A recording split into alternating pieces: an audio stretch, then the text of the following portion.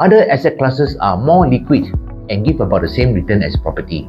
What for put a 25% down payment and lock your money? Okay, let me do my best to explain. Firstly, there are three different types of asset classes other than property. There are bonds, equities, and commodities. Now, bonds are basically loans that you, as an investor, make to governments. So, when you buy a bond, right, you are essentially lending money to Akong. The most popular types of bonds are the T-bills because they offer you a short-term horizon of 6 months or a year. However, as bonds are the safest among the three types, of course, the returns will also be the lowest. And recently, the 6-month T-bill returns has gone down from a high of 4.4% in December 2022 to 3.76% in June 2024. And I think it will still drop further. Then, we have equities. These represent ownership in a company offering potential for capital gains and dividends, as average annualized returns is about plus minus 6% since the start of the century. But there's also the risk of losing money if the company does poorly. Take for example, High Flux. Once seen as a unicorn, but now it's worth nothing. Because when a company's share is ordered to stop trading, you can forget about getting your money back. And lastly, we have commodities like gold, where it is not unusual to see gold's price rise with bad news and drop with good news. To me personally, it doesn't store any intrinsic value because the only way to earn an income is to take advantage of the growth in the gold's price.